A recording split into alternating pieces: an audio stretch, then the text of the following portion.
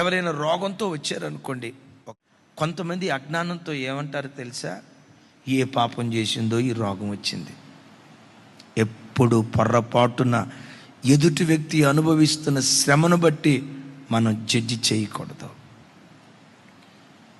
ఎంత ప్రార్థన చేసినా ఎవరైనా పేదరికంలో ఉన్నారనుకోండి, వాళ్ళు ఎందుకు పేదరికంలో ఉన్నారండి? వాళ్ళంత భక్తి కలిగిన వాళ్ళు కాదండి.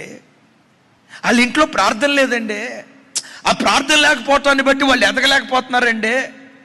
వాళ్ళ భక్తి దేవుడు మెచ్చలేదండి, అందుకని వాళ్ళ ఇంట్లో ఎప్పుడు రోగాలండి, ఎప్పుడు పేదరికం అండి అని ఎదుటివాడు అనుభవిస్తున్న పేదరికాన్ని బట్టి భక్తి అంచనా వేయకూడదు. పలానా ఆయన చచ్చిపోయాడండి అని అంటంతో కొంతమంది ఏమంటారు తెలుసా? ఆడు ఎందుకు చచ్చిపోయాడో తెలుసన్నా, ఆడు ఎంత దుర్మార్గుడంటే తొందరపడి పుసుక్కుని ఒక మాట అంటారు. ఎప్పుడు భౌతిక సంబంధమైన పరిస్థితులను బట్టి ఒక వ్యక్తి భక్తిని పొరపాటున అంచనా వేయొద్దు.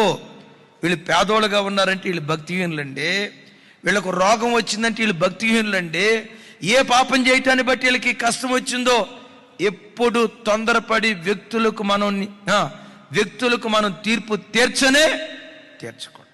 మీ కళ్ళ ముందు ఎవరైనా శ్రమల మధ్యలో కొట్టుమిట్టాడుతూ ఉంటే చేతనైతే ఆదరించు, ఇంకా చేతనైతే వాళ్ళ కొరకు ప్రార్థన చేయి.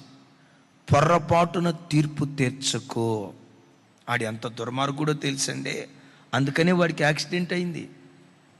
పొర్రపాటు. వాడు ఎంత దుర్మార్గుడండి, అందుకనే వాడు అప్పుల పాలైపోయాడు.